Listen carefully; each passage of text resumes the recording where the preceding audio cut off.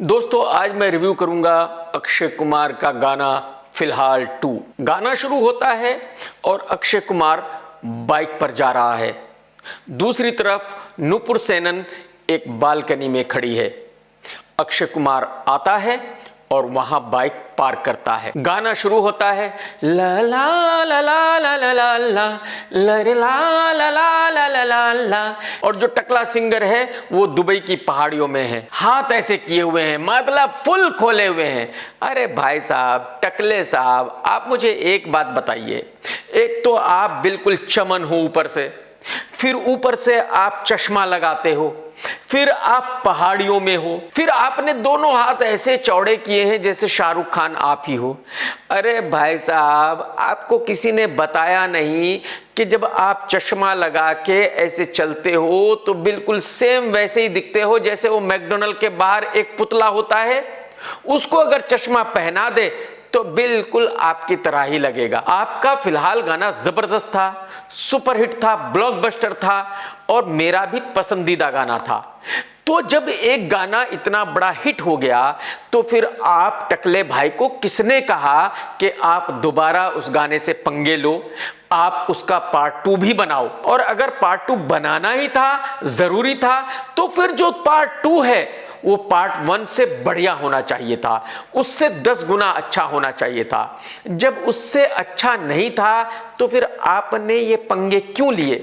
खाली अपना चमन लोगों को दिखाने के लिए? पहली बात तो ये कि अक्षय भाई को सोचना चाहिए कि यार नुपुर 25 साल की है और वो 55 साल का है, 30 साल का फर्क है, यानी नुपुर जो है उसकी बेटी की एज की है, तो फिर ये लव स्टोरी कैसे अच्छी लगेगी? दूसरी बात मुझे बताओ टकले भाई, आप हर लाइन को नीचे तक की ताकत लगा के ही क्यों चिल्ला के गाते हो?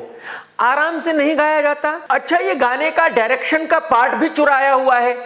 रणबीर कपूर की फिल्म थी बचना ए हसीनो, उसमें एक लड़की पंजाब में होती है और रणबीर कपूर उसकी शादी में जाता है, नाचता है, गाता है, रोते हुए वहां से निकल जाता है। सेम का सेम उठा के यहां डाल दिया है। अक्षय कुमार नुपुर की शादी में गा भी रहा है, नाच भी रहा है, रो भी रहा है और रोते हुए वहां से निकल जाता है। जब अक्षय कुमार को सभी कुछ पता था कि शादी कहां हुई है, किससे हुई है, वो उसकी शादी में नाचा भी था, उसको उसका घर भी पता था, तो फिर पहले वाले गाने में हॉस्पिटल में अचानक आने के बाद ही अक्षय कुमार को कैसे पता चलता है? यानी डायरेक्टर इतना बड़ा नल्ला है कि उसको यही पता नहीं कि उसने पहले गाने की कहानी क्या रखी थी और दूसरे गाने की कहानी क्या है। लिरिक्स राइटर ने भी कमाल किया है। गाने के बोल हैं, अक्षय कुमार कह रहा है कि भाई मैंने तो रो रो कर समंदर भर दिए हैं, क्या तुमने रो रो कर नदियां भरी हैं? मतलब आंसुओं से समंदर भर गया, नदियां भर गई। अरे माफ कर दो यार, अगर बाल्टी भी भर जाती, यहां तक भी आप लिख देते तो भी मान लेते यार। मतलब कुछ भी फेंक रहे हो जो आपकी मर्जी आ रही है, मतलब पब्लिक को आप उल्लू का पट्टा समझ रहे हो और अपने आप को आप होशियार समझ रहे हो, और सिर्फ इसलिए क्योंकि पहला गाना आपका हिट हो गया था। भाई वो पहला गाना ऐसे ही हिट नहीं हो गया था, वो पहला गाना आपका अच्छा था इसलिए हिट हुआ था मेरे भाई। गाने की दूसरी प्रॉब्लम यह है कि सिंगर टकले भाई खुद ही अक्षय कुमार से बड़े हीरो बनना चाह रहे हैं। अरे मेरे भाई माफ कर दे भाई, तू हीरो नहीं है यार भाई, तू सिंगर है, सिर्फ सिंगर ही बन के रहे, हीरो बनने की कोशिश मत कर भाई। वो अक्षय कुमार है, तू 10 जन्म भी लेगा तो भी अक्षय कुमार नहीं बन पाएगा, कंट्रोल कर यार।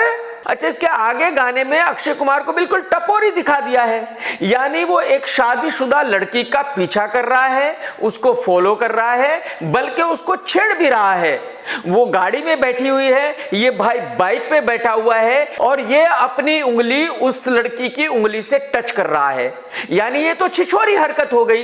अरे भाई साहब, आप एक लड़की से प्यार करते थे ठीक है, बट अब उसकी शादी हो चुकी है, तो अगर आप उससे प्यार करते थे तो जाहिर सी बात है उसका रेस्पेक्ट करेंगे। शादीशुदा होने के बाद आप उसको ऐसे छेड़ेंगे नहीं, ये तो सिर्फ टपोरी का काम है।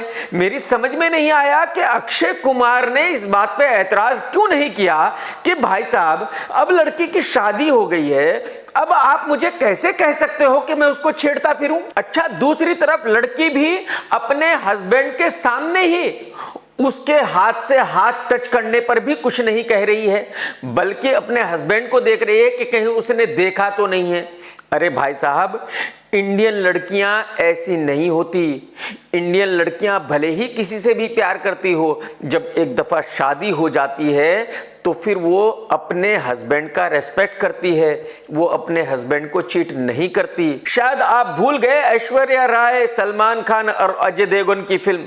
ऐश्वर्या सलमान से प्यार करती थी, लेकिन जब अजय देवगन से शादी हो गई तो फिर उसने लवर को हस्बैंड के लिए छोड़ दिया, वो हस्बैंड के पास ही वापस गई और फिल्म ब्लॉकबस्टर हुई। क्यों? क्योंकि हमारा कल्चर यही है मेरे दोस्त। अब यहां तक आते आते टकले सिंगर ने एक और ड्रेस चेंज कर दी।